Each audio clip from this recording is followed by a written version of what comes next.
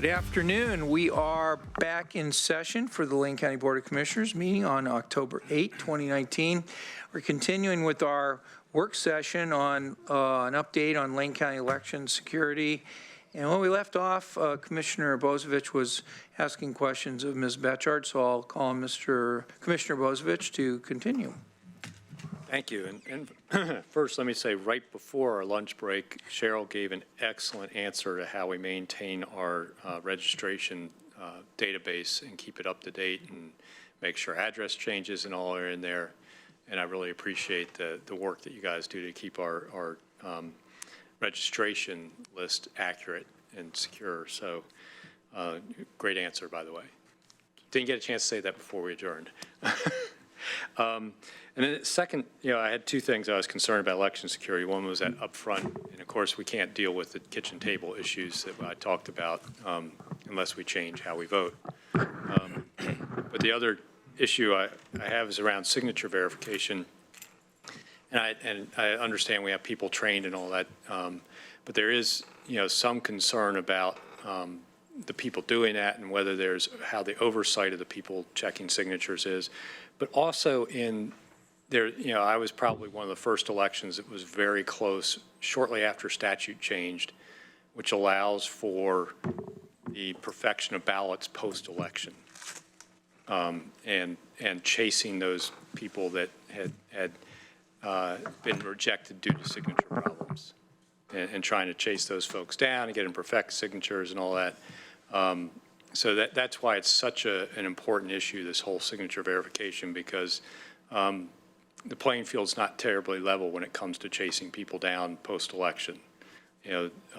Sometimes if you've got a lot of foot soldiers ready to go, it's really easy to do. If you're, not a candidate that has necessarily a lot of ground troops, there's a hindrance in trying to perfect ballot signatures. So could you speak a little bit about that verification process, the oversight of the people that are actually deciding whether a signature matches or not, and then just a little bit about the perfection process?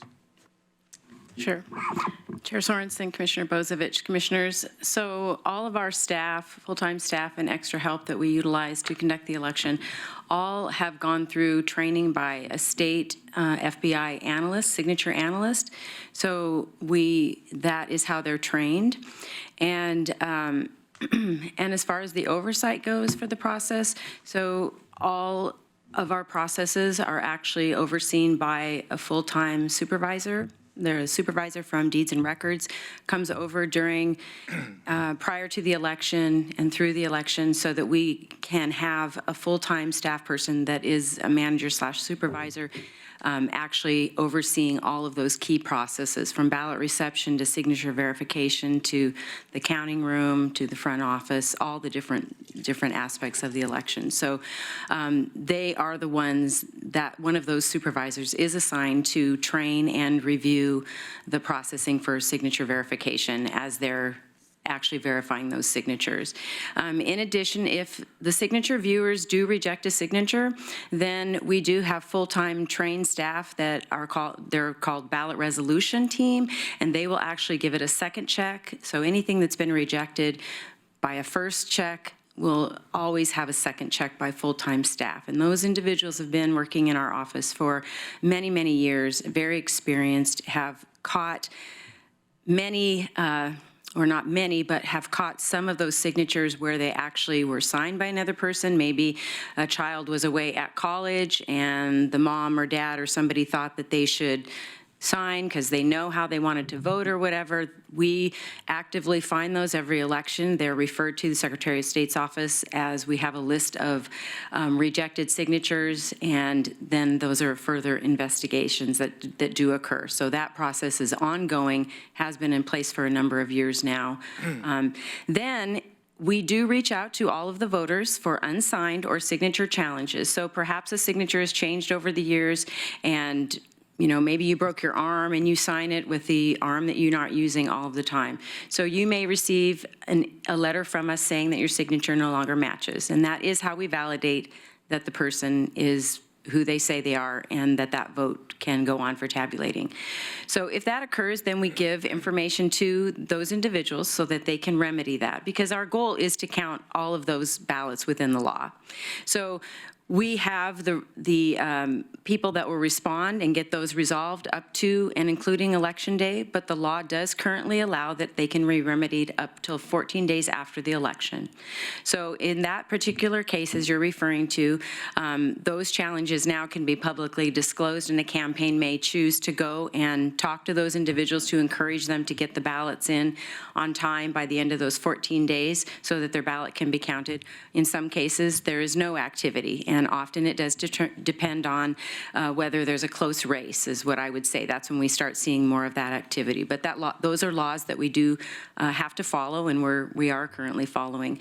So as far as the resolution, you know, we would like voters to sign those ballots, the return envelope, prior to the election when they turn it in the first time. It certainly takes more of our time to follow up with the voter, but we do that because that's what the law requires us to do.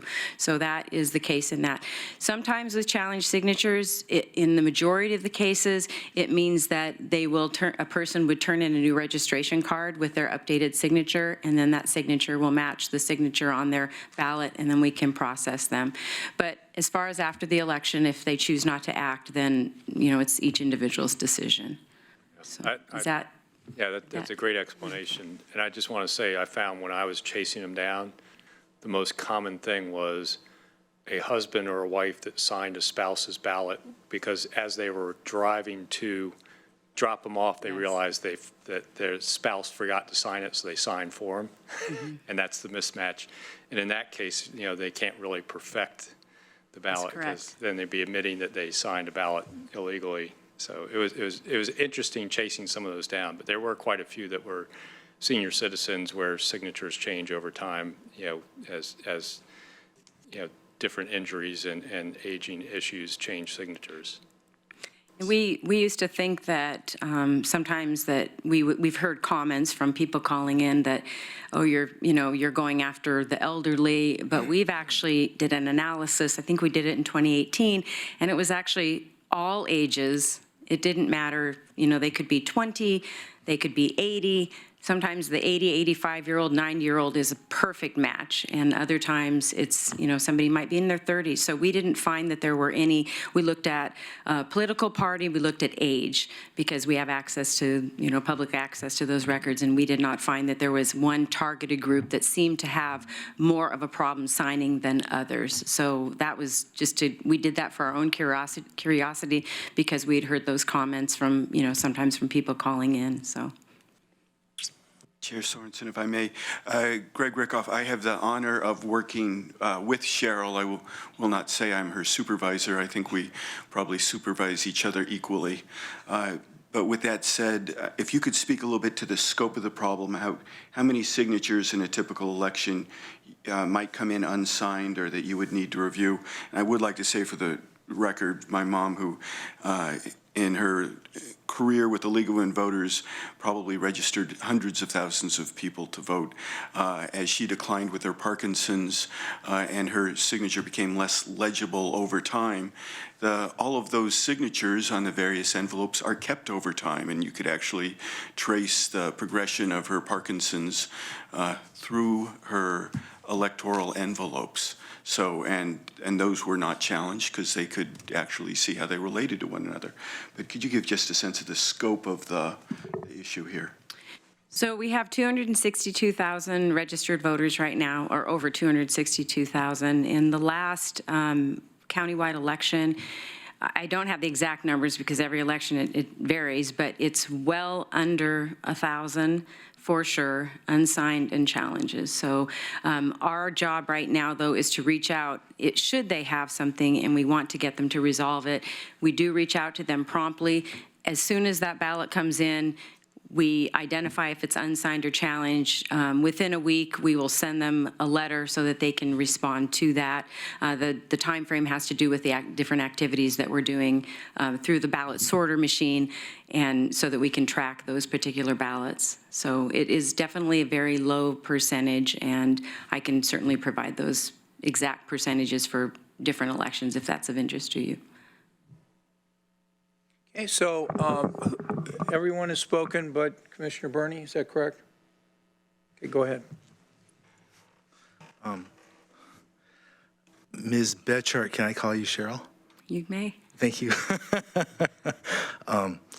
I don't have questions to demonstrate how well I know the operational, minute realities of your operations and your responsibilities, but I do know that I'm a fan, that you seem to truly be able to say with integrity that Lane County elections will not be interfered with by any entity, and we will, in fact, have the people's will be done. Is that correct?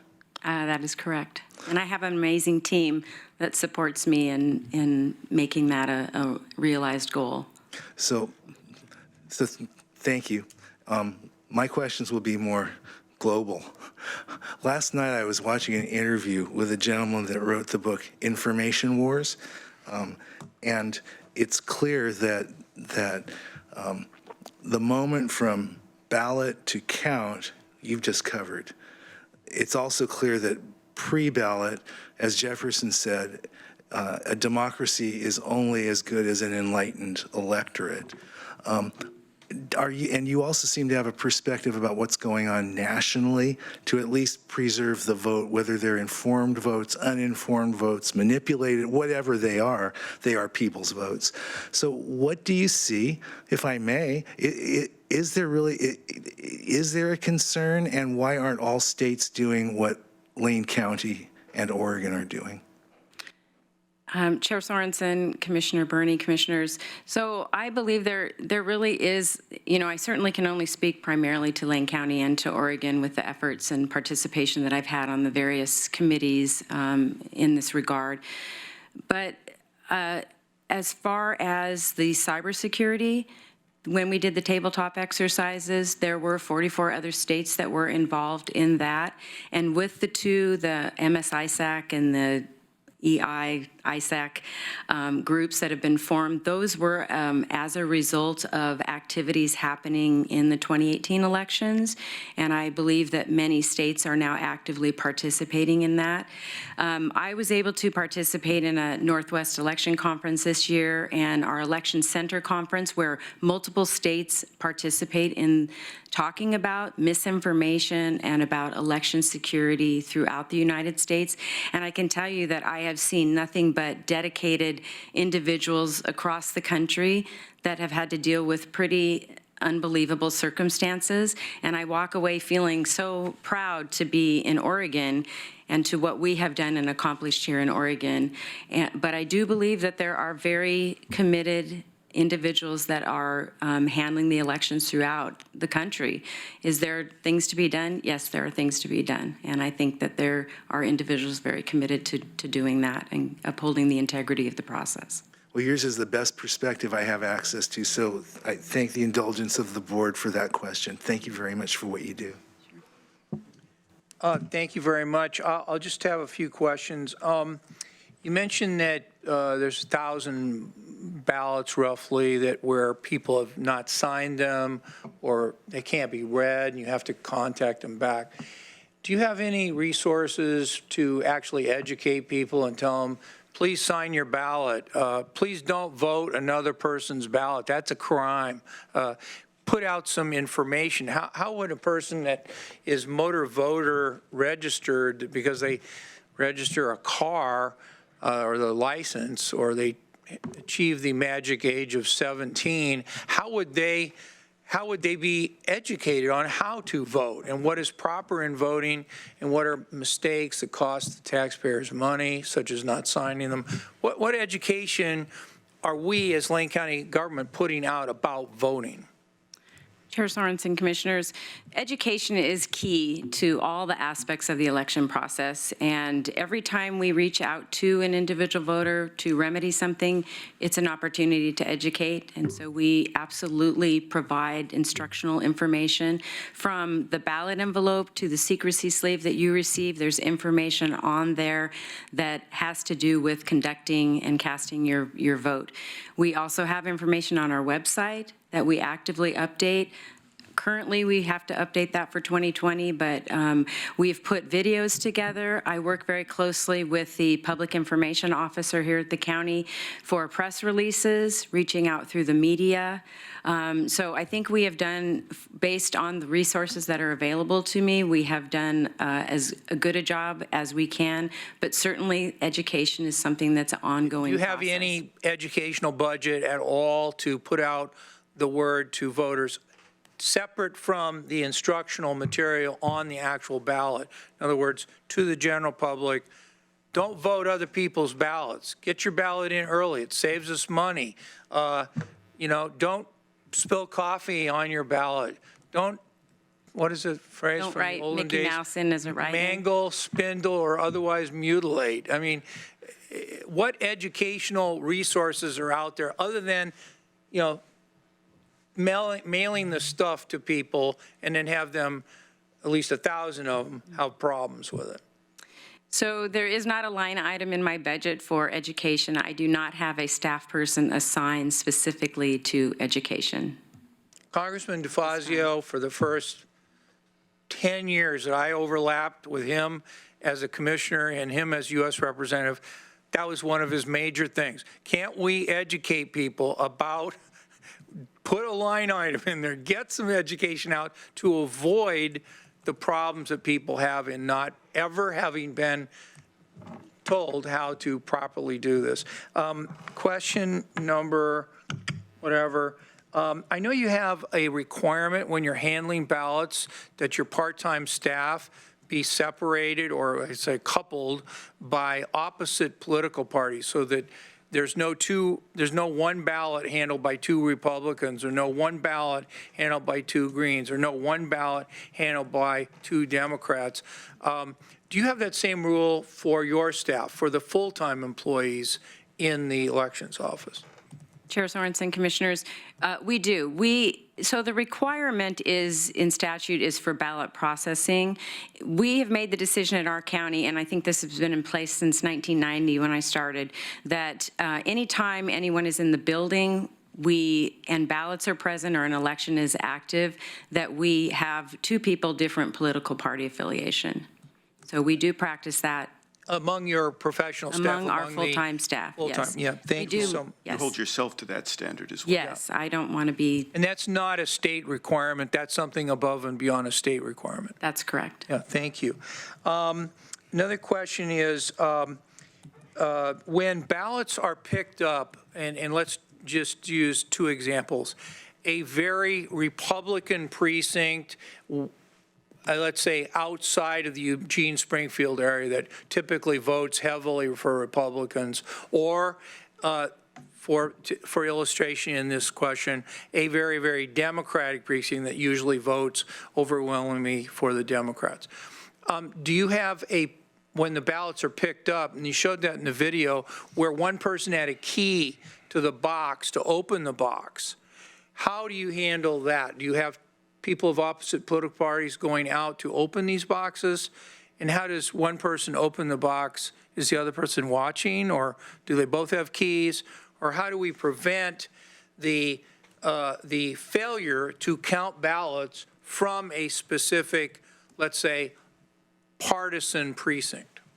Chair Sorensen, Commissioners, so for our ballot pickups, we have, as all our ballot processes, we have 2 people, different political party affiliation, assigned to any task.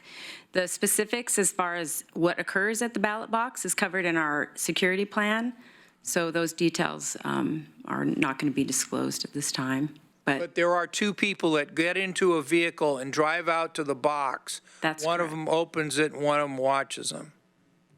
We have 2 people that will go out to each box, yes. Okay.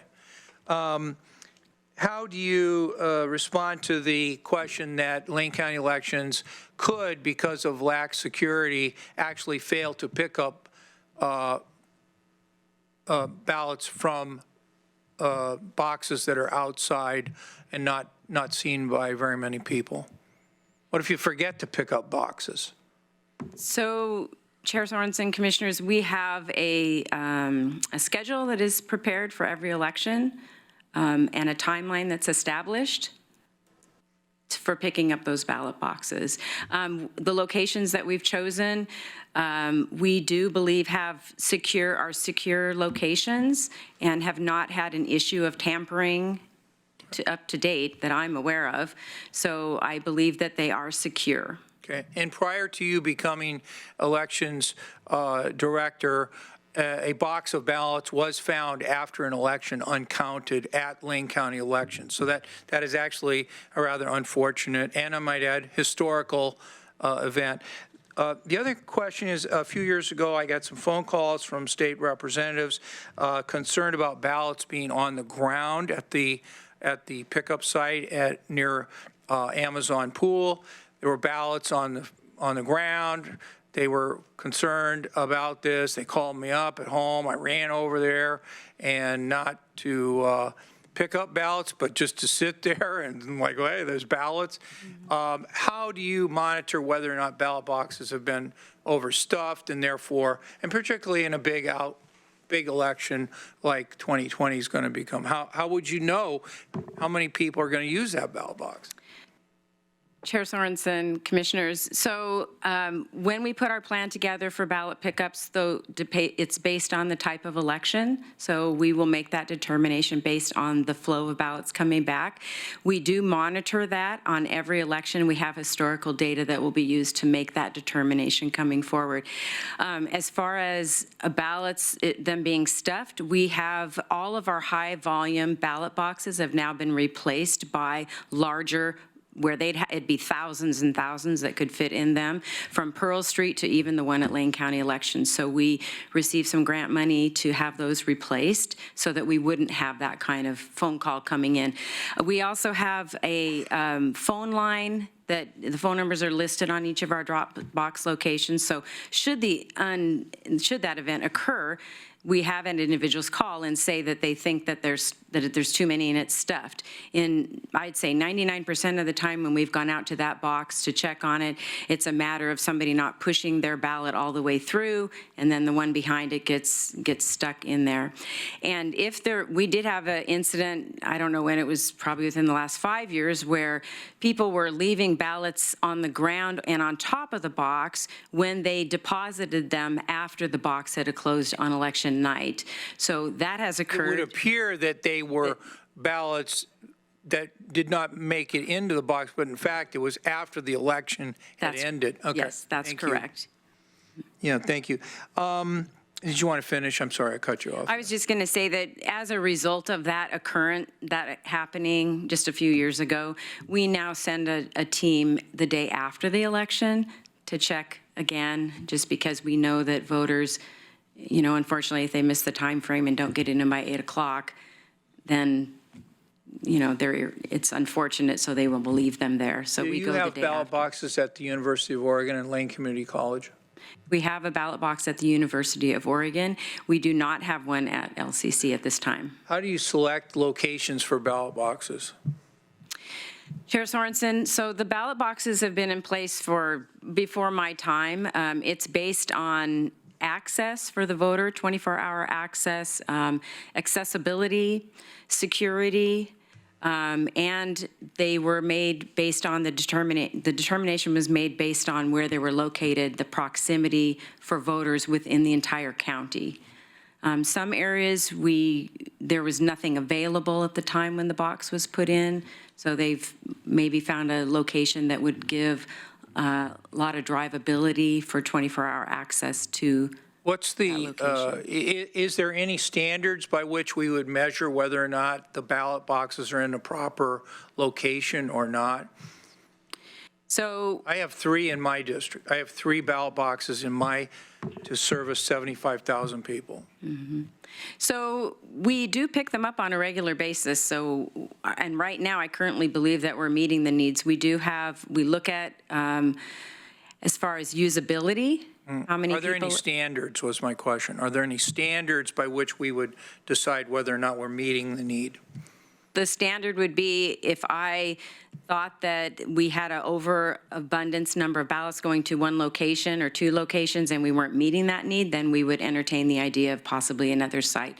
And the probably the biggest thing besides accessibility and security is the money. We have to look at that because everything is costly for the ballot boxes and putting new ones in. I'm told that half of the ballots now in our so-called vote by mail election actually are not by mail, they're by these boxes. They're becoming more significant. Is that 50% rule roughly accurate? 70% come at our drop site locations. 70%. So that kind of heightens my interest in whether or not when Lane Community College asks for a drop box and we say no, and people up to McKenzie complain about not having enough boxes, how do we answer this other than to say, well, I'm sorry, we just don't have enough money because, you know, the commissioners never gave us enough money. That's not a good answer in my view. Well, I don't think I said that. But No, I know. So They say that. to address the two locations, LCC, I actually have engaged in several conversations about that, but they could not meet our security requirements at the time, which was just in 2018. So as well as VITA, we have those folks up the river. We had about 100 to 150 people that were utilizing the VITA box that was taken out a number of years ago. Those are the two areas that we've had ongoing conversations about possibly putting something back. That decision on VITA has not been made yet and LCC because we were waiting to see what was going to happen with the current legislative change on the business reply envelope and the impact that might have on all of the counties. So could something happen for 2020? Possibly. Yeah. But we're not going to be paying for that reply envelope. The state's paying for that, right? The state we are paying for the envelope, but the state is paying for the postage, yes, All which right. is a good thing. All right. So, well, let me just wrap this up by saying thank you for answering all of our many questions, for all your work to proactively go out there and try to answer these. The video is great. Thanks for doing all that. And I'm sure that as the elections always draw closer, we'll have many more questions for you. But really, this is a great work session. Thank you, Mr. Rickoff and Ms. Batchart for even suggesting this, and really been great. We're going to be in recess now, and we're going up to the Board of Commissioners conference room. I'll be reading us into our executive session now. And for those of you following our agenda, we will be up there for about 30 minutes. It was represented to me at 15 to 30 minutes, so I'll just say 30 minutes.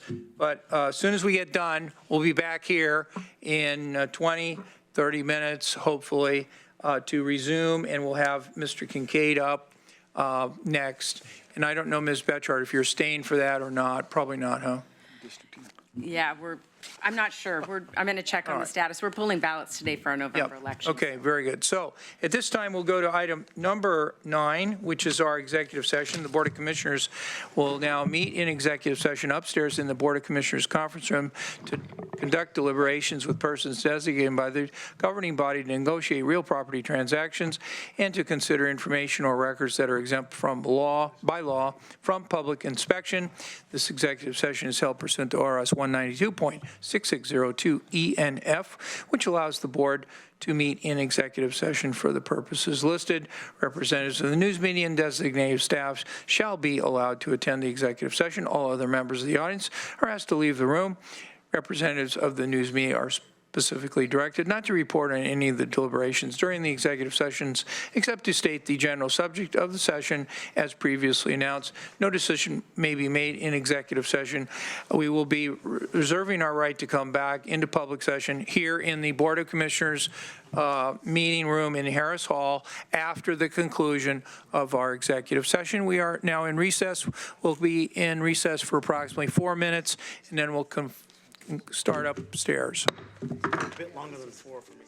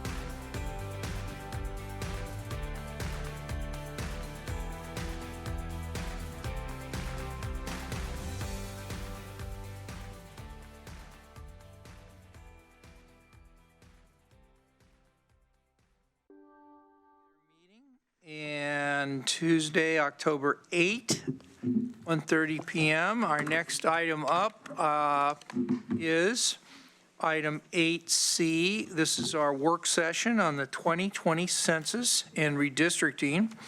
And with us today to introduce this topic, make a 15-minute presentation, is Jeff Kincaid, who is a Lane County Management Analyst. And welcome, Mr. Kincaid. Thank you, Chair Sorensen, Commissioners. My name again is Jeff Kincaid. I'm a Management Analyst in County Administration. So I'm here before you to discuss the 2020 census and the redistricting process for Lane County.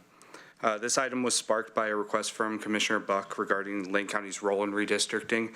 I have a brief presentation, then we have a good amount of time for discussion around the subject. So I'd like to start by discussing why the census is important and what we've already done so far towards this effort. Very briefly, and this is, 30,000 foot level of this, census data is used to distribute a lot of federal funds. So it's important to Lane County that the count of Lane County is accurate so that we qualify for all the funds we should be qualifying for. To that end, we've already participated in 2 programs aimed to get the most accurate count for the 2020 census for Lane County. The first one is the 2020 census local update of census addresses. I'll call it LUCA, is the abbreviation that we use. It's a lot easier to say.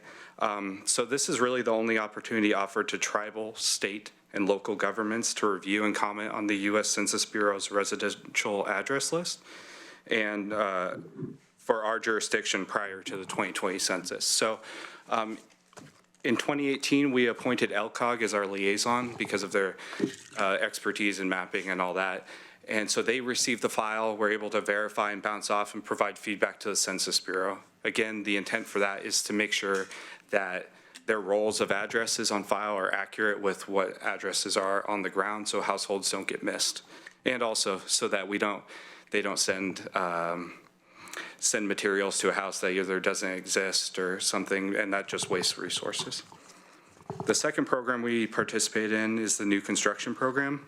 So in 2019, this board actually appointed LCOG as the liaison for that as well. Again, it provides tribal, state, and local governments the opportunity to update the Census Bureau's residential address list, but this time it's with living quarters for which construction is in progress during or after March 1st of 2018, and completion is expected by Census Day on April 1st, 2020. So the LUCA program is trying to get everything up to date, make sure what was good in 2010 is good in 2018, and then the new construction program is really meant to bring that list up to date after the LUCA program, so we capture any new homes that have been built or will be built by and completed by Census Day. Next, I'd like to discuss the county role in redistricting, which is an effort that occurs after the census is completed, where we use the new population data to review and modify commissioner district boundaries. The Home Rule Charter for Lane County has, it's not a ton of detail on process, but it outlines what the county does in redistricting. So we draw boundaries so that not to deny any person equal protection of the law. We initiate, review, and modify boundaries when necessary, but not less than every 10 years. And we adopt boundaries by ordinance at least 6 months prior to any election for which they are to be effective. So what that means for our timeline is essentially if we want them to be effective in the May 2022 election, they'd have to be done and adopted by November of 2021.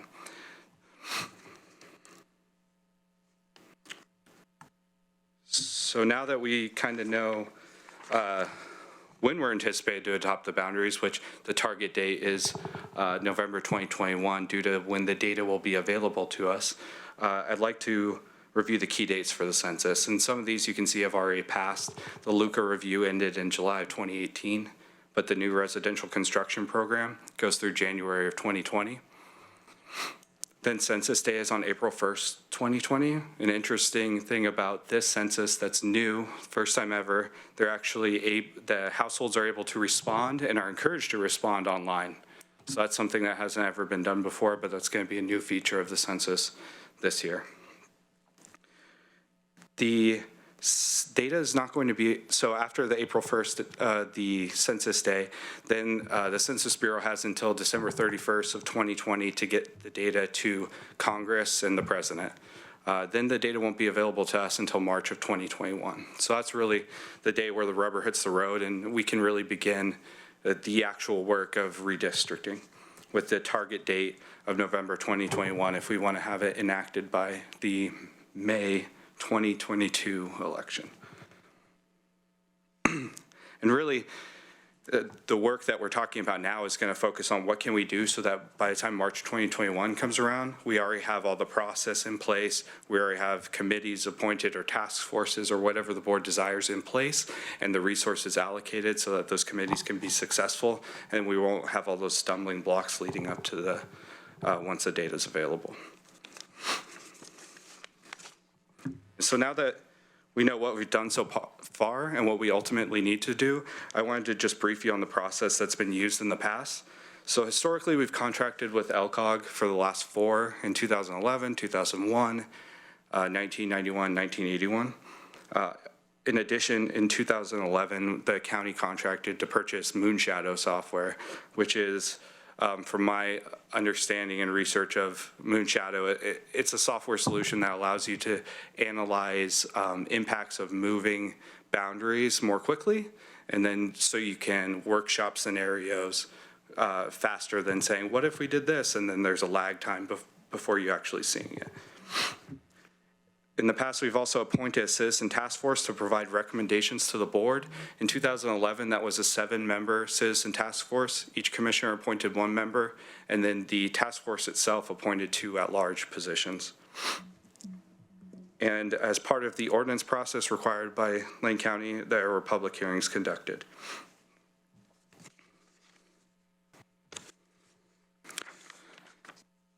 So today we sit at what is really the beginning of the redistricting process, where the board can have a discussion on the critical elements of the process and provide direction to staff on what they would like to see. So we're recommending that the board discuss any engagement, which I'm kind of putting these in a bucket. So engagement is, how do we want to engage the public in the process? Do we want committees, task force, open house, those kind of things? How do we want to educate both the board and the public on the process? Do we want to bring in professionals in the field to present to the board publicly, to again have an open house, produce materials? What do we want that to look like? And then process. How are the logistical steps that we're going to go through? If we're going to have a task force or multiple task forces, what will their charge be? What data will they be given to work with? And then what are we ultimately expecting of them before it comes to the board for adoption? I would also recommend identifying the data accessible to the task forces. I read all of the minutes from 2011, which was a lot to read for minutes. But it seemed that there was some question and I think some unnecessary friction amongst the members based off of what data they were supposed to be using when they were making their decisions. Some members felt that the board would have wanted them to use this data and some didn't think so. I think having that clear upfront, this is the data we'd like you to use and how we'd like you to get to your decision would be the best way to do it. It would reduce some of that friction, but also provide some transparency in the process. This was their charge, the data we gave, and then this is what they were able to produce. So you know what the influencing factors in those decisions were. And then lastly, it's very similar to the other two, is providing clear direction, setting a timeline, and allocating resources for this effort. So this is a really big benefit of talking about it this early, is that there's a lot of time. We don't have to complete these recommendations today, but we have a significant amount of time to shape what the process will look like, and that's where these conversations today will take place. We'll be able to allocate resources ahead of time instead of scrambling at the last minute. We all know that if we want professionals to come in and assist whatever task forces, committees come in front of the board, most of the time that stuff isn't free. So being able to plan what we want now will allow us to allocate some resources for the future. So I thank you for your time today. I'll now turn it back to you, Mr. Chair, for questions and discussion. All right, well, thank you so much, Mr. Kincaid. Thank you for that excellent overview. And I know Commissioner Buck is the one who originally made the request for this work session that the board approved, so I'll call on you first if you want to make any comments or ask any questions. Sure, thank you for that presentation. And in addition, there was some information on the materials we were provided that weren't necessarily on our screen, if the public is interested in looking at that online. I initially pulled this to ask for a work session because when I looked at the home rule charter for the county, which you actually have cut and pasted and put in the materials, it seemed very thin to me. The process for the entire redistricting is not included and not really stated anywhere that I could find, other than the one paragraph that you show in the materials about what we do. And so that was the first reason I wanted to chat about it. And as you were speaking here, it sounded like we still don't necessarily have a written process of how we go about doing the redistricting, other than trying to go back and somewhat mimic what was done in the past. And it seems to me that this is important enough that we need some kind of written process that we can then review when necessary each time. And I'm sure as time changes, there'll be changes to that. But I would really like us to consider having some kind of more formal procedure in which to go through redistricting.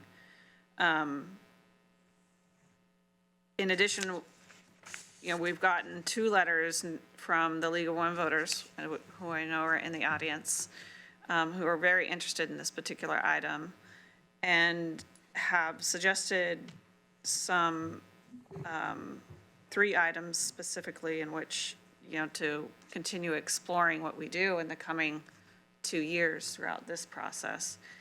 And although I am a member of League of Women Voters, I was not involved in the process of writing these letters. I did not participate in the writing of these letters. But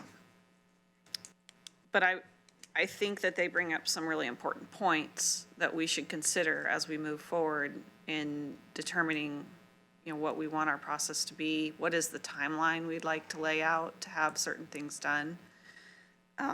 We'll have to consider in the budget process, if we need some allocation of resources to dedicate toward this, how do we do that? How much would it be, et cetera?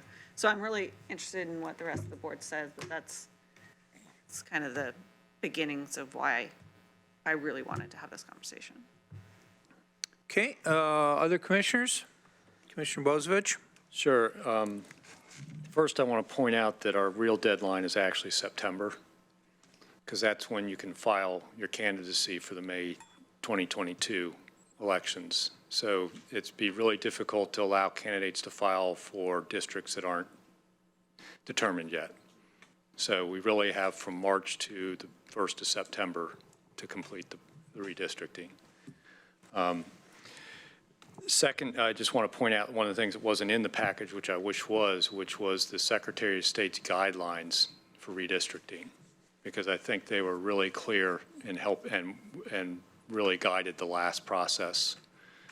Things like trying to follow geographical boundaries, political boundaries, things that naturally separate, keeping communities of common interest together. So we did things like follow neighborhood boundaries. We followed, I-5 as a geographic boundary, the river as a geographic boundary. Something that's fairly well qualified. But it all gets down to redistricting right now, unless we have a charter amendment, is very similar to our pay. Here we have politicians deciding, just like our pay, how much we get compensated. Now we're deciding who our voters are. You know, elected officials making a determination of who their voters are.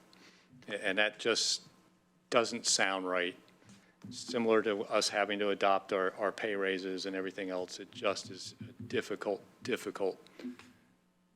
weird task that we're presented in the way our charter's written. We can't get out of it right now, the way our charter's written, unless, you know, we want to consider maybe putting forward a charter amendment which moves this to a committee of some kind, the power of that, which, you know, I think there's actually people looking at that right now. I've heard, you know, at least the recommendation from the redistricting task force at the state level wanted to take it out of the legislature's hands and put it into a committee's hands of former judges, I believe was their proposal. But that's the issue, is no matter what happens right now under our current, you know, charter, we end up having to make the final decision. Whether we defer this to a committee first and it comes back, you know, it's still us that votes on the final boundaries, and we as elected officials will be choosing who our voters are. And that's always going to look problematic in the public's eye. So whatever we can do to try and make this follow the guidelines that are outlined in our charter and follow the guidelines that are outlined by the Secretary of State's office as closely as possible, I think helps us get away from looking like we're trying to assure our own reelection and the election of like-minded people or something like that in the process. But if there is, you know, interest in looking at putting forward a charter amendment to the voters and changing that process, I'd be willing to look at that, because that's really what it would take to not have the question of the board having its own self-interest or political interest involved in drawing these districts. Go ahead, Commissioner Bernie, and after he finishes, if you want to make some comments, I'll call on you. Wait, if you want to do it. If I may, Chair Sorensen, Commissioner Bozievich, I did look at the 2017 Redistricting Reform Task Force as well as the 2017 ORS. I think that captured the Secretary of State's recommendations on communities of interest and all that.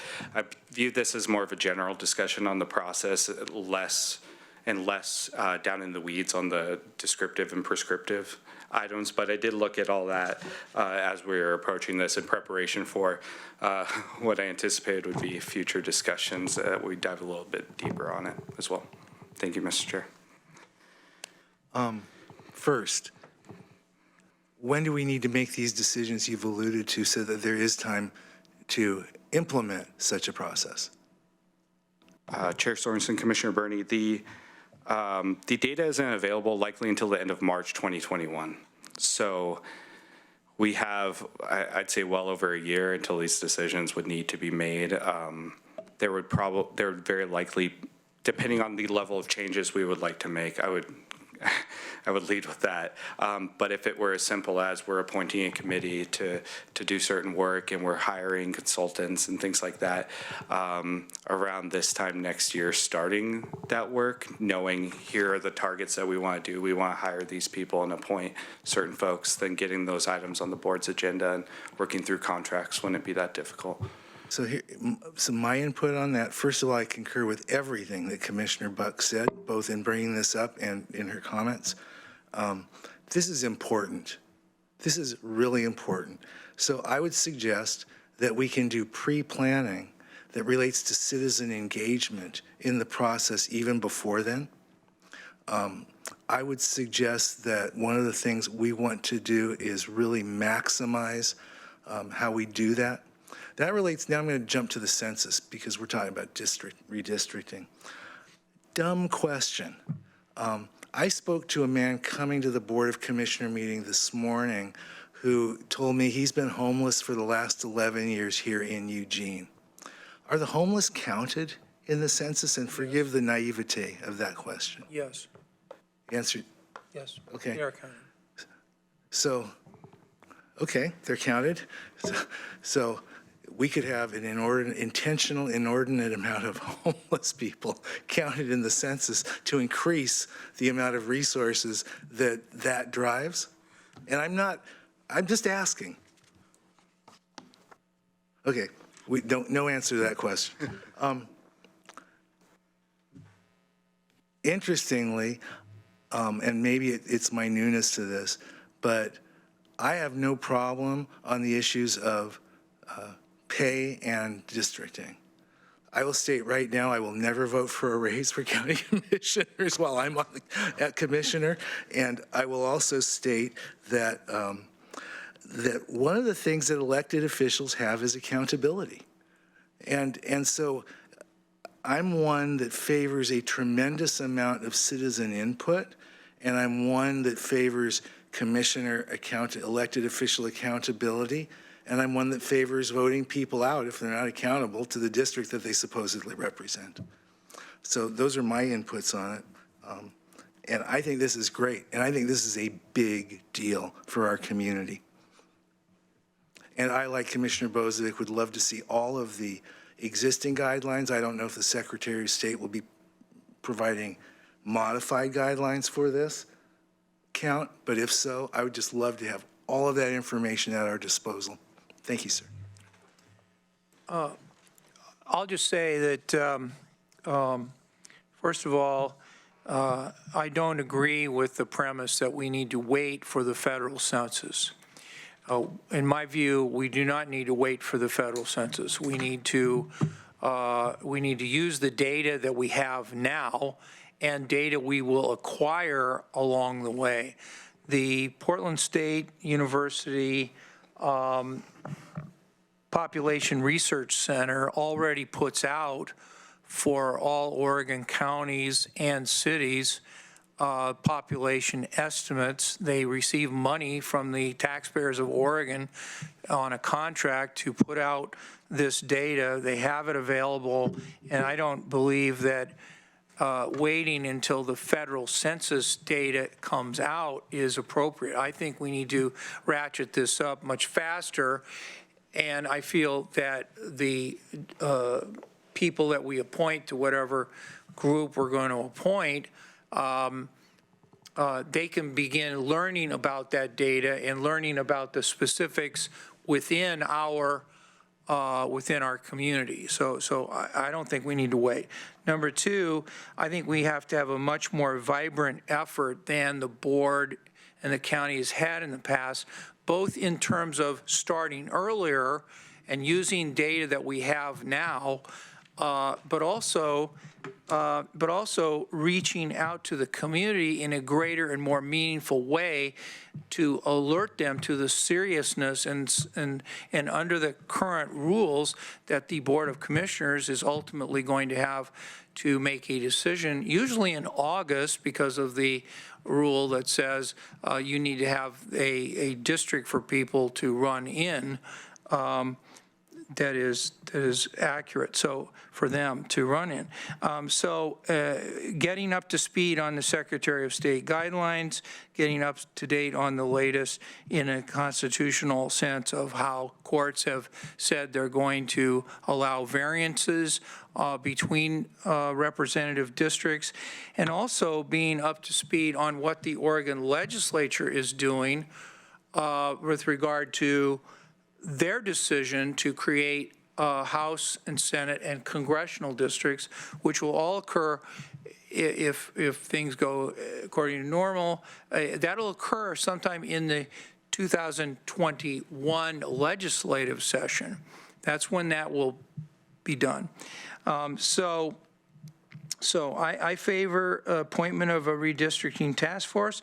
I would like to see it much larger than the previous 5- and 7-member task force. I'd like to see it more representative of the full community, both in terms of men, women, rural, urban, Eugene, Springfield, et cetera, the usual ways that we have broken things up.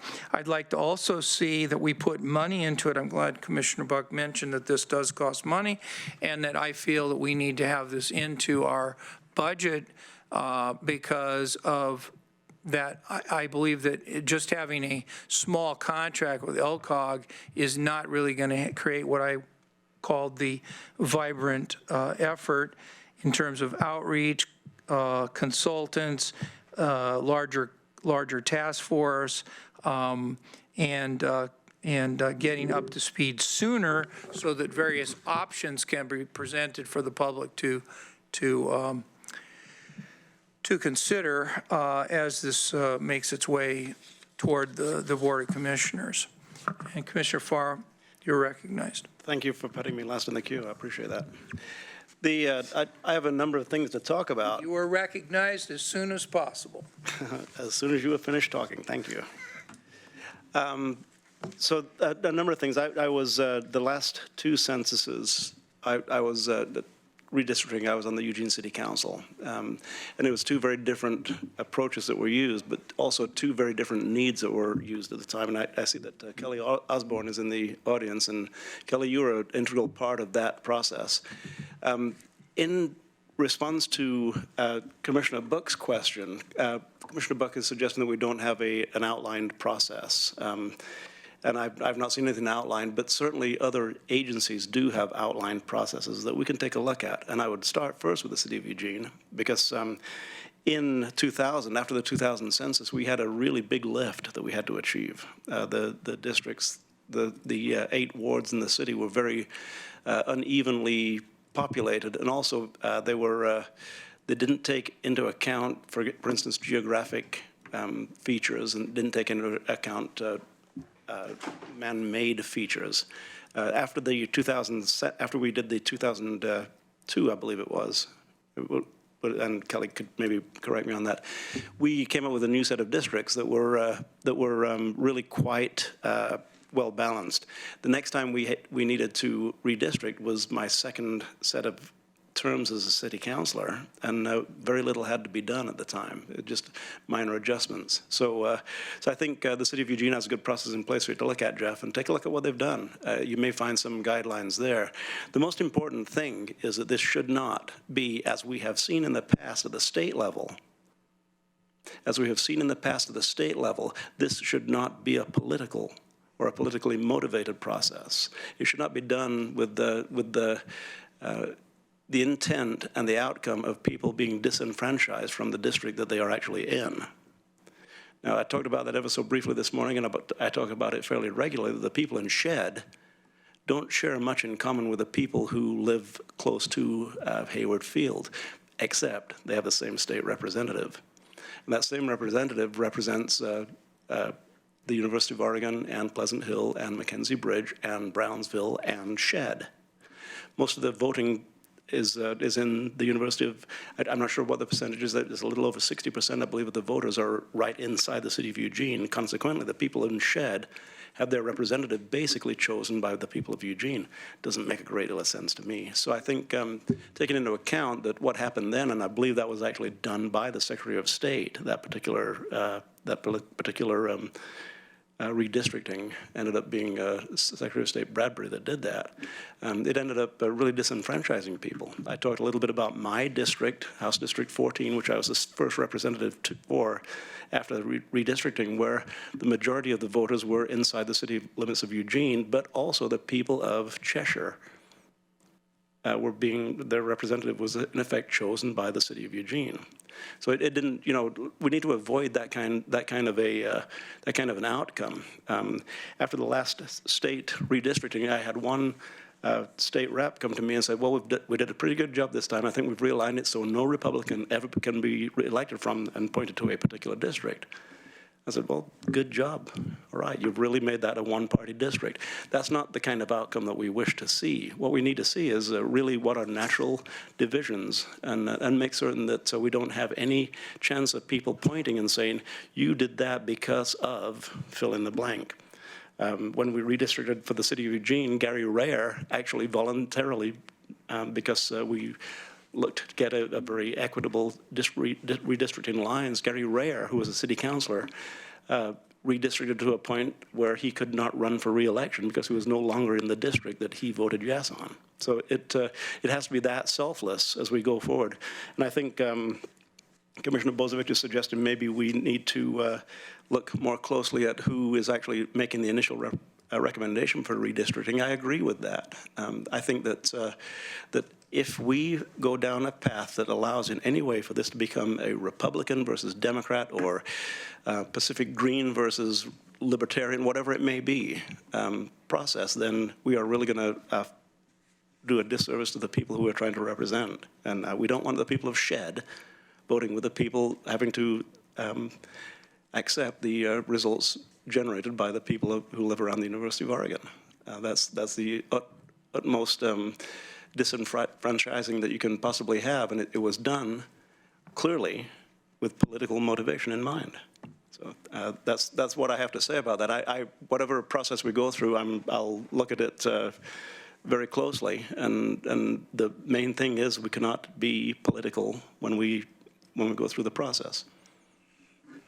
So do commissioners want to have another round of discussion? Okay, Commissioner Buck.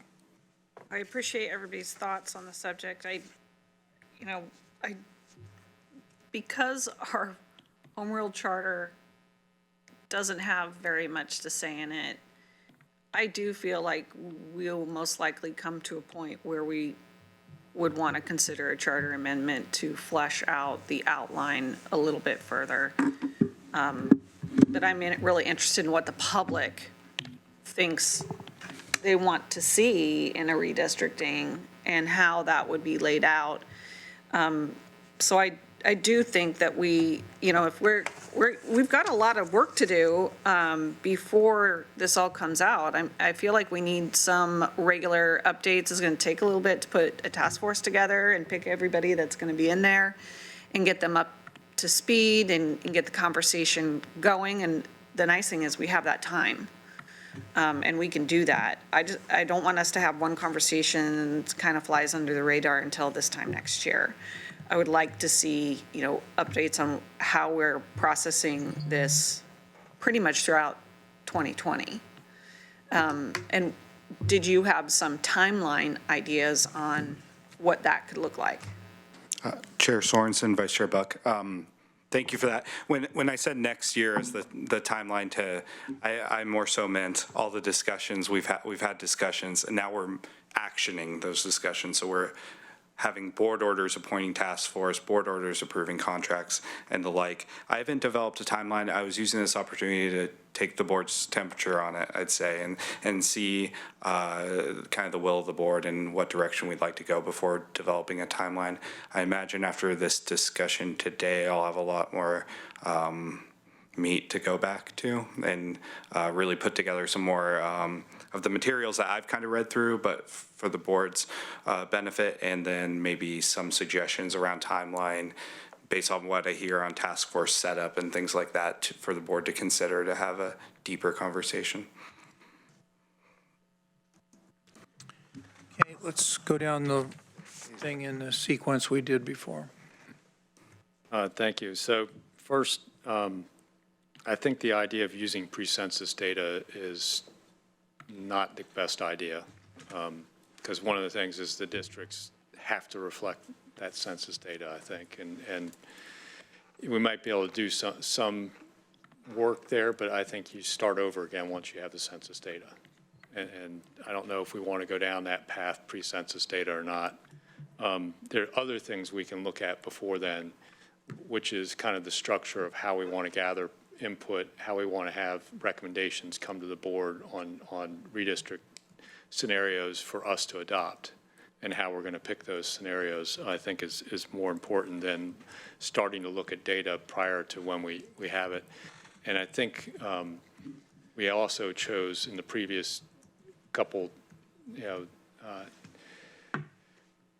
redistrictings to wait till the legislature finished theirs, so we could also use their legislative boundaries as possible commissioner boundaries, where we could, and try not to split some of those up any more than we have to. Because we all know, and we had our county clerk in here earlier, as we start drawing commissioners' districts boundaries that don't follow other boundaries, we start creating sub-precincts and multiple ballot types. So there's a little bit of consideration just to the efficiency of running elections that comes into that. I think, we did have I think the legislature went through a pretty significant effort in their redistricting task force that they put together. They got a lot of public input from all over the state about the process. And basically, the input came back that they really wanted to take it out of the hands of the elected officials, and that was the recommendation of the task force, was to basically set up a committee that would have the power to do the redistricting and make those decisions. So I would support looking at that possibility of amending our charter. I do know that some of the thoughts about who might be on that task force and who I would think might be appropriate, and this is where I think getting public input might be important, is who should be making some of those redistricting decisions. Some of the suggestions were retired judges, which in particularly in Lane County, where they have to sit for election countywide, the retired Lane County Circuit Court judges, that makes a lot of sense. Might also want to think about retired sheriffs, retired DAs, and maybe even assessors, any office that had to get a countywide vote, maybe as one of our qualifiers of the potential pool of committee members. That might be a thought. That's where I would like to see maybe some effort put into by staff and the board. Who would you trust to make the decisions for the districts for Lane County Board of Commissioners? Who are your trusted people to do that? Is it former judges? Is it former sheriffs and DAs? Is it, or is it the Board of Commissioners? My guess is we'll probably be pretty far down in the polling because elected, political people aren't polling very right now. What's Congress's approval rating? Like in the teens. That I would love to get some answers to that question. Who does the public trust in this process? Because that's one of the issues we've had after every redistricting, whether it was the last 10 years or 20 years ago, was after the redistricting, the public felt extremely distrustful of what was adopted. Legislative redistricting, county commissioners redistricting, that's the issue that we end up with, is that bad aftertaste for people. So, let's ask the question, who do you trust most? As we think about this 5 or 20 member committee, who does the people want on that committee? Who are the trusted people? So that's the question I'd like to ask.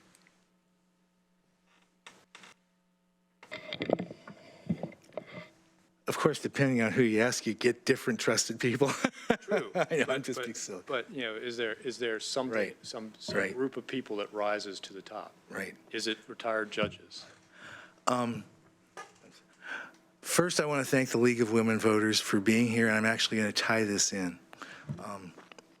I know this is a shock. I'm not a woman, but my mother was a very active member of the League of Women Voters, and to me, that's one of the institutions of our society.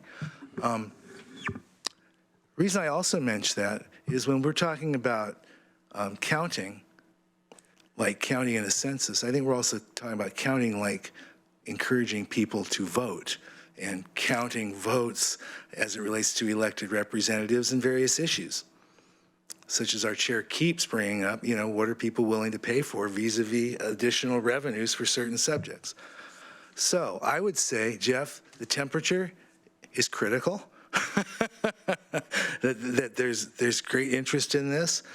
I would propose, and this is just me talking, that a part of the pre-work methodology of engagement ought to include every county commissioner having a town hall in her or his district and having the same information and questions such as, right, who do we trust? That's a question. The same questions so we can be actively engaged in that process. I will tell you, and I also believe we ought to work with interested civic groups that don't have party or self-interest affiliations. Interestingly, for what it's worth, my experience was I would never have had the opportunity to debate the previous incumbent had not the League of Women Voters and the City Club co-hosted a debate. It never would have occurred. So I think that we can't discount the influence of civic groups that reach out, that have an interest in democracy, but don't have an interest in party or politics or that kind of thing. They have an interest in their community. And by using them, I think you could establish a methodology, and using us, a methodology that permeates our communities more deeply, gets more input, and leads to decisions where the optics could never suggest that they were politically determined. That's my input.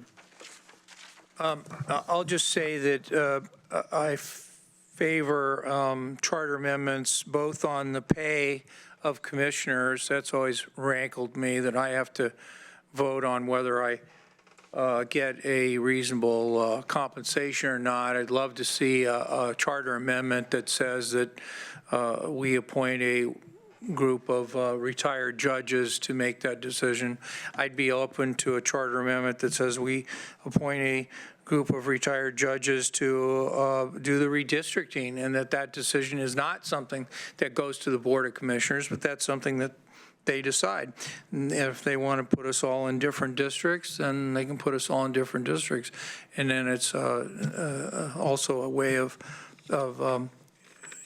having our current redistricting, again, put up against a completely new group of people doing it. To do that, we'd have to work pretty quickly to get a charter amendment passed. Same thing on commissioner pay, to get a group of people that would say, meet and decide what elected officials should be paid in the county.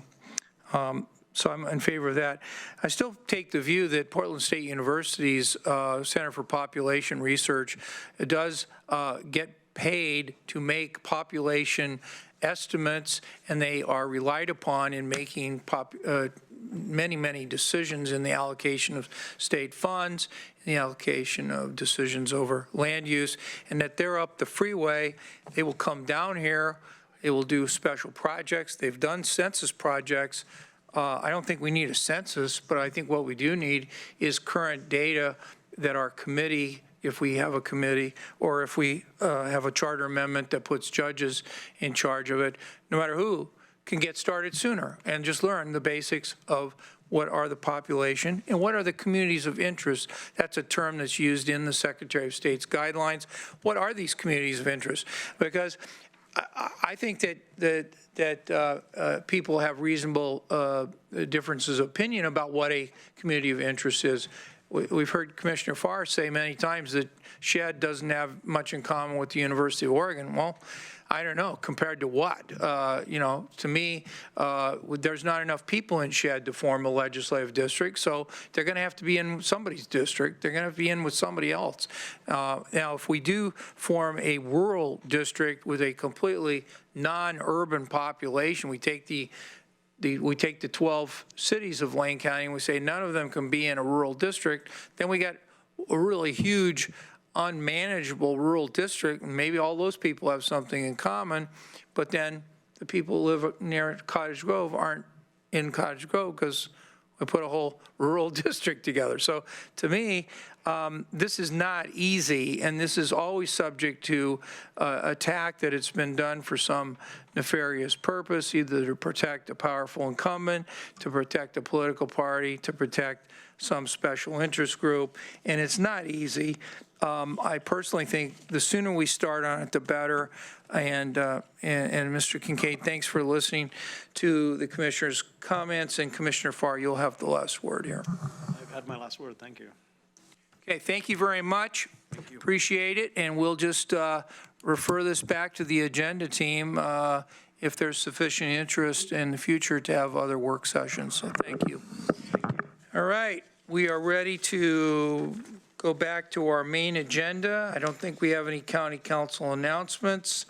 That's item 7A. We'll go to 8A, county administration announcements. I don't have anything really pressing right now, Mr. Chair. I was going to provide an update because we had testimony this morning under public comment about winter strategies. I did reach out to Eugene City Manager John Reese this morning, and we had a conversation both about the Surbu pod, and I can provide the board a brief update there, and asked for an update from city staff on their work on the public shelter. As the board knows, City of Eugene and Lane County are working in partnership, hand in hand, on the implementation of the shelter feasibility study. Lane County has taken the lead on permanent supportive housing efforts, and we anticipate breaking ground on the 51-unit MLK project, permanent supportive housing project, in November, and have a number of other projects in the pipeline. City of Eugene has taken the lead on the identification of a location and development of a low barrier public shelter, and so the city manager was going to get back to me and provide an update, and so I'll report back to the board on that, as well as other winter strategies that are led by the City of Eugene. I want to provide a brief update on the Surbu pod because we did have testimony this morning about young adults. So the individuals that testified talked about young adults from 18 to 24 years old who are unhoused. We continue to do work, and we believe we'll have estimates for cost estimates for the work that will need to be done at the Surbu, one of the vacant Surbu pods, by tomorrow. My hope would be to make a decision by the end of the week on whether or not we'll be able to fund those improvements.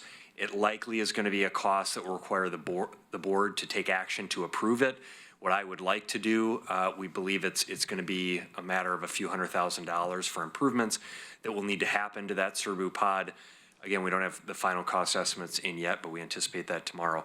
That's largely because we're retrofitting a building that was constructed for detention purposes to now serve youth who are not being detained, but rather are voluntarily being sheltered in the same location as a secure detention facility for juveniles. So there are just some improvements that have to happen to that building to allow it to take place. But it's our understanding the board wants to move in that direction, as well as the fact that it's potentially a longer term use.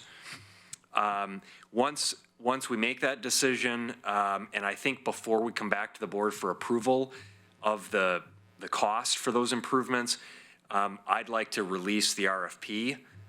So by next week would be the goal, that we can make this decision, release the RFP so that providers that would actually operate, a nonprofit organization that would operate that youth shelter, could begin to prepare their proposals and submit those. I don't want to wait to have to come to the board for approval on the cost, so we'll try to get those going on the same track, but I at least want the board to know about that. And if there was some holdup or some concerns about those improvements, then we could always pull the RFP back. So that's the plan. On the Surbu pod, I also wanted to share that we continue to work with Carry It Forward, a nonprofit organization that had submitted a proposal for the Armory. And we're actually looking at an alternative location that we think is going to be quicker and less costly for them to get into. This would be at the Highway 99 campus. So we're working collaboratively with them to try to accomplish their needs without sort of all of these hurdles and costs that are involved with that Armory property. And then finally, I will say I've talked to a couple commissioners after last week's meeting, where I know there were some questions about what's the county doing with winter strategies, and I provided a brief response. A bit of a light bulb went off that, we need to do a better job as the county in talking about and promoting and sharing information with the public about what we are doing, what we have been doing, and what we continue to, the increased investments in winter strategies and shelter and housing. And so Devin Ashbridge and Jason Davis and our human services staff are going to be working on putting together an infographic, something that is sort of brief and catchy, to share with the public a sort of executive summary of some of the things that we're doing. Do we have a lot more to do? Yes. Do we have more money that we need to invest? Yes. But let's at least understand the things that we're currently investing, that the county is, and that our partners, the City of Eugene and others. So I just want you to know we're working on that. We recognize we have work to do. Even though we know in this room, most of us, that we're doing a lot of work, we need to do a better job sharing that information with others in the community. I'll stop there, Mr. Chair, unless you have any questions for me. Okay, commissioners, do you have any questions of our administrator? Commissioner Farr. Ms. Mokarski, thank you very much for updating on some of the initiatives that we are moving forward on. And I'd like to say there are things that are happening right now that have never happened before, but there are things that we're continuing to work on and continue to perfect and put more resources into. The thing that has clearly been frustrating to me for a long, long time is the big, empty, dry space that is the Armory. Starting, I don't know, 4.5, 5 years ago, I was asking how come we can't use the Armory. And really, I'm at a point right now where I fully understand that many of the conditions surrounding Armory use are completely out of our control.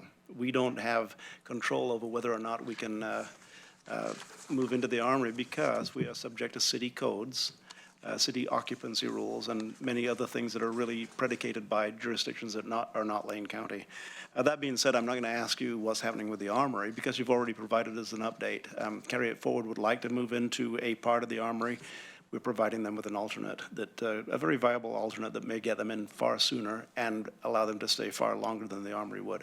Just want to give you a thank you, particularly for the infographic that you spoke about, that will be a little bit easier for people to understand that we're not starting today on winter strategies. We're not starting today. We started years ago.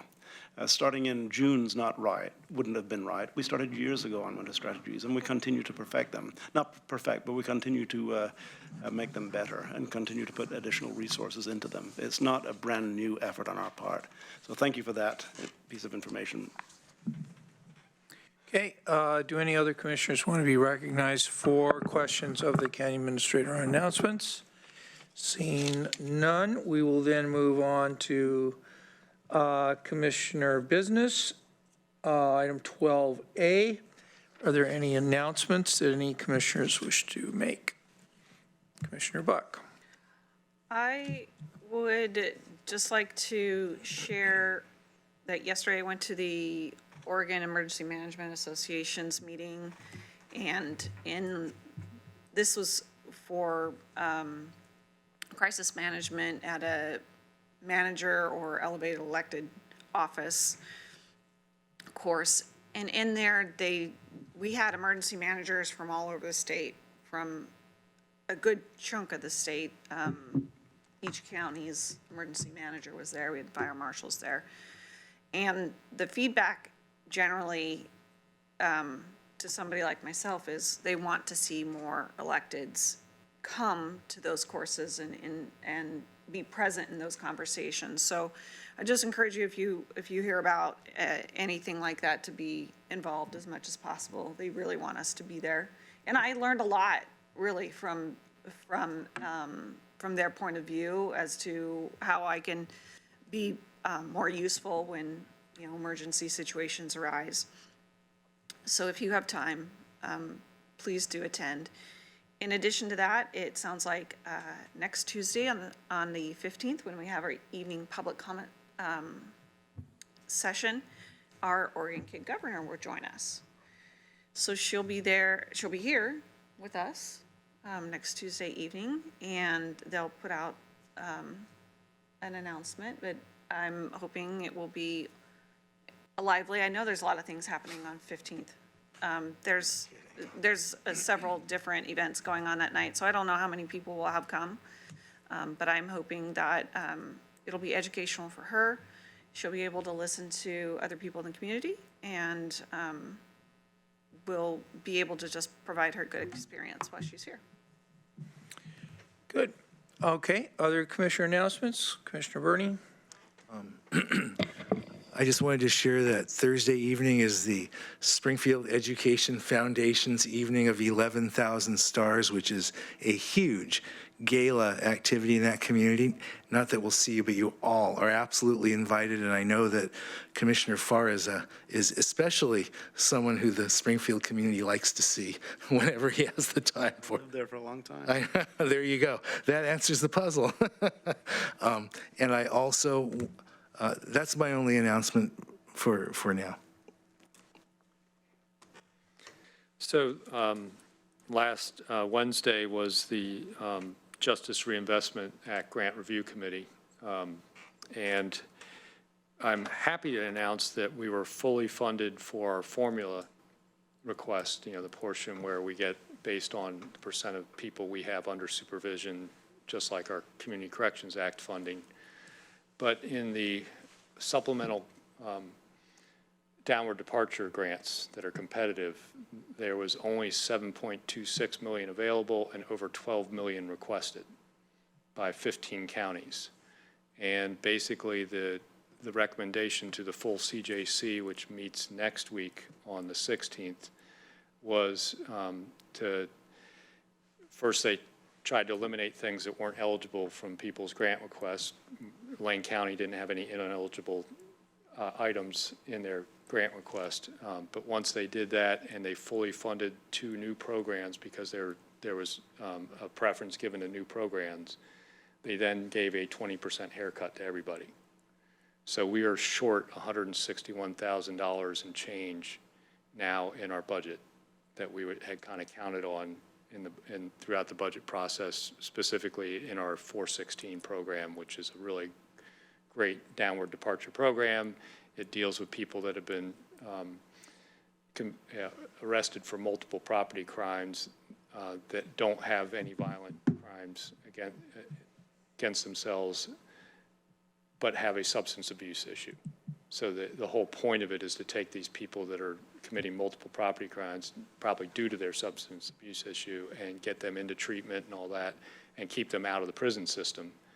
And we've actually done some great work. Our randomized control test that was done with this county showed we have the comparison between the control group and the other group was the group that receiving treatment only had an 8% recidivism rate versus over 50. So, just a huge change in behavior. So we have to figure out how we're going to deal with that. The one thing I'm also hearing at the same time is that the short session, if it's not blown up by a walkout or something, they're talking about providing somewhere between 15 and 25 million more in community corrections funding, which would be somewhere between 1.5 and 2.5 million more in funding to Lane County for all those same programs. So it looks like we're going to get an increase in funding, but we temporarily have a hole in our budget of $161,000. I've made the administrator and Mr. Rickoff aware of this issue. The Public Safety Coordinating Council is aware of it.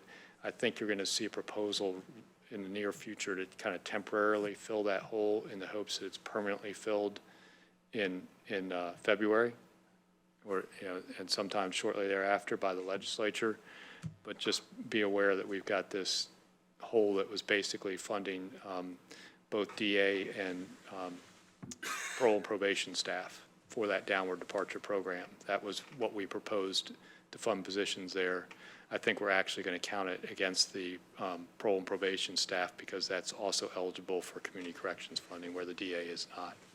So you'll probably see something in the near future to try and fix the problem created by the over request of funds and just the across-the-board haircut everybody was given. By the way, Multnomah County asked for $2.5 million of the 7.26. Okay, any other commissioner announcements? Commissioner Farr? Thank you, Mr. Chair. 2 things. First, last week I was driving through a parking lot and an acorn bonked me right on the top of the car. I didn't even know what it was. And the acorn was about this big because it bounced off the front of my car. The day after that, I was walking past our Charlton building and 2 acorns hit me on the head at the same time. So I wanted to know what the heck's going on with the acorns. Am I being singled out? And I wasn't being singled out, as it turns out. We're in what's called a mast year. It's one of the largest acorn production years ever. And it's nothing to do with the climate cycles. It's just the way it is. But the prediction is that because there are so many acorns, there'll be more little animals surviving and living through into next year, which means more predators, but also means more ticks and lice. Just as a warning to everybody, watch out for acorns and watch out for the ticks and lice in the spring. I thought that was pretty interesting. I mean, I'd never been hit by an acorn before. To get hit by 2 at the same time, what the heck? If it's you and not the acorns, don't go to Hawaii. Coconuts.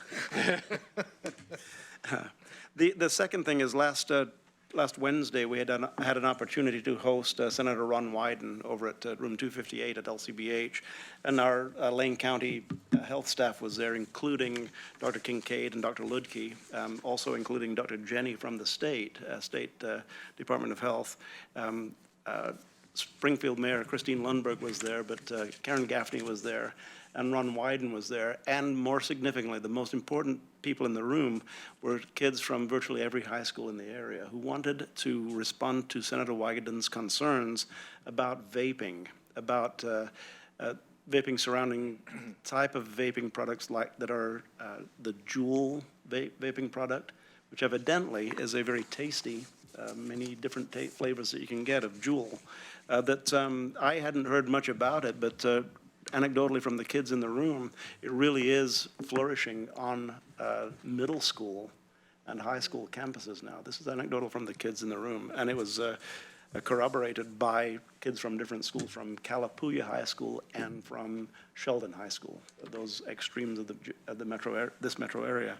And what they were saying is that the Juul products are proliferating the campuses. I say Juul, that's a brand name, and that's not it's not just Juul. That just happens to be the name that we're using. I don't know how to spell it. I don't know what it is.